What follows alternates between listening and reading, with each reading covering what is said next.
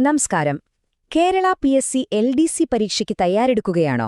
എങ്കിൽ മികച്ച റാങ്കിലേക്കുള്ള നിങ്ങളുടെ ആദ്യത്തെ ചവിട്ടുപടിയെന്ന് പറയുന്നത് ഈ സിലബസ് കൃത്യമായി മനസ്സിലാക്കുക എന്നതാണ്.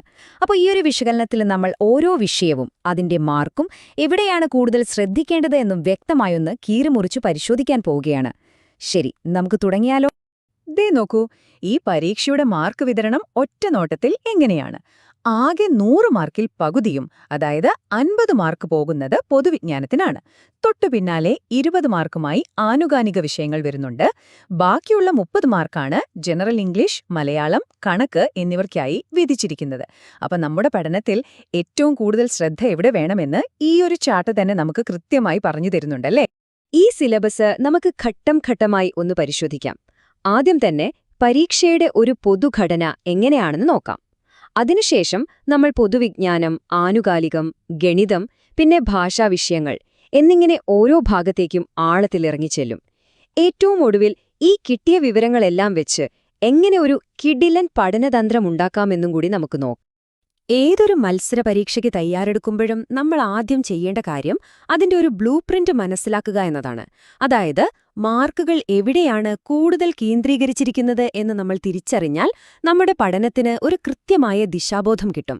എവിടെ തുടങ്ങണം, എന്തിന് പ്രാധാന്യം കൊടുക്കണം എന്നൊക്കെ വ്യക്തമാകും. ഇനി നമുക്ക് ഈ പരീക്ഷയിലെ ഏറ്റവും വലിയ ഭാഗത്തേക്ക്, ആനക്കട്ടിയിലേക്ക് വരാം. പൊതുവിജ്ഞാനം. ഓർക്കണം, 50 മാർക്കാണ് ഈ ഒരൊറ്റ വിഭാഗത്തിനുള്ളത്. പക്ഷേ ഇത് വെറുമൊരു വിഷയമല്ല. ചരിത്രവും ഭൂമിശാസ്ത്രവും ഭരണഘടനയും ഉൾപ്പെടെ 11 വ്യത്യസ്ത വിഷയങ്ങൾ ചേർന്ന ഒരു വലിയ പാക്കേജാണിത്. 50 മാർക്ക് എങ്ങനെയാണ് വിഭജിച്ചിരിക്കുന്നത് എന്ന് നോക്കൂ. ചരിത്രം, ഭൂമിശാസ്ത്രം, ധനതത്വശാസ്ത്രം, ഇന്ത്യൻ ഭരണഘടന, കേരളത്തിലെ ഭരണ സംവിധാനങ്ങൾ, ഇതിനെല്ലാം 5 മാർക്ക് വീതമാണ്. പക്ഷെ ഇവിടെ ഏറ്റവും ശ്രദ്ധേയമായൊരു കാര്യമുണ്ട്.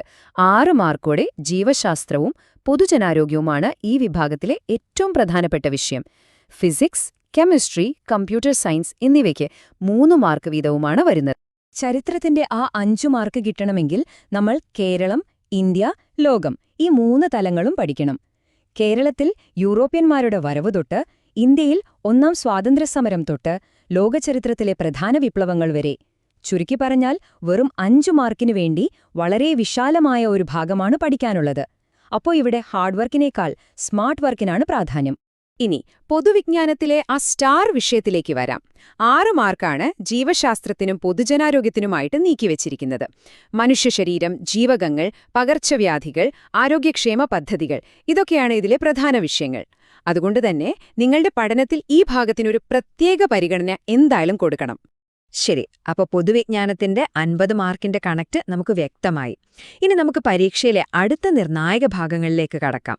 ആനുകാലിക വിഷയങ്ങളും പിന്നെ ഗണിതവും. ഈ ഒരു നമ്പർ നന്നായി മനസ്സിലുറപ്പിച്ചോളൂ. 20. പരീക്ഷയുടെ 5-1 മാർക്കും, അതായത് 20 മാർക്കും വരുന്നത് ആനുകാലിക വിഷയങ്ങളിൽ നിന്നാണ്. പൊതുവിജ്ഞാനം കഴിഞ്ഞാൽ പിന്നെ ഏറ്റവും കൂടുതൽ ശ്രദ്ധ കൊടുക്കേണ്ട ഭാഗം ഇതുതന്നെയാണ്. ശാസ്ത്ര സാങ്കേതികം, കായികം, സാഹിത്യം, പുരസ്കാരങ്ങൾ, അങ്ങനെ നമ്മുടെ ചുറ്റും നടക്കുന്ന സംഭവങ്ങളെല്ലാം ഇതിൽ വരും. ഈ 20 മാർക്ക് നിങ്ങളുടെ റാങ്കിനെ അങ്ങോട്ടും ഇങ്ങോട്ടും മാറ്റാൻ കഴിവുള്ള ഒന്നാണ്. ഗണിതത്തിന്റെ കാര്യമെടുത്താൽ ആ 10 മാർക്കിനെ 5 മാർക്ക് വീതമുള്ള 2 ഭാഗങ്ങളായി കൃത്യമായി തിരിച്ചിട്ടുണ്ട്. ഒരു ഭാഗത്ത് ലഘുഗണിതം, അതായത് ശതമാനം, ലാഭവും നഷ്ടവും, സമയവും ദൂരവും പോലുള്ള അടിസ്ഥാന കണക്കുകൾ. മറുഭാഗത്ത് മാനസികശേഷി, അതിൽ ശ്രേണികൾ, കോഡിംഗ്, ഡീകോഡിംഗ്, ദിശാവബോധം പോലുള്ള വിഷയങ്ങളും വരുന്നു. അടുത്തത് ഭാഷാവിഷയങ്ങളാണ്. കൃത്യമായി പഠിച്ചുപോയാൽ മുഴുവൻ മാർക്കും പോക്കറ്റിലാക്കാൻ സാധ്യതയുള്ള ഒരു മേഖലയാണിത്. ജനറൽ ഇംഗ്ലീഷിനും മലയാളത്തിനും 10 മാർക്ക് വീതം. അങ്ങനെ ആകെ 20 മാർക്കാണ് ഈ ഭാഗത്ത് നിന്ന് നമുക്ക് നേടാനുള്ളത്.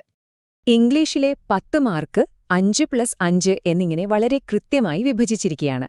5 മാർക്ക് ഗ്രാമറിന്, അതായത് ടെൻസസ്, പ്രൊപ്പോസിഷൻസ് പോലുള്ള കാര്യങ്ങൾക്ക്. ബാക്കി 5 മാർക്ക് വൊക്കാബുലറിക്കും, സിനോണിംസ്, ഫ്രേസൽ വേർബ്സ് ഒക്കെ അതിൽ വരും.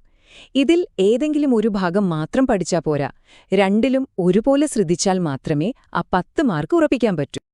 ഇനി മലയാളത്തിലെ 10 മാർക്കിനായി നമ്മൾ ശ്രദ്ധിക്കേണ്ട പ്രധാന വിഷയങ്ങൾ ഇവയാണ്: പദശുദ്ധി, വാക്യശുദ്ധി, പരിഭാഷ, ഒറ്റപ്പദം, ശൈലികൾ, വിപരീതപദം, അങ്ങനെ പോകുന്നു ലിസ്റ്റ്.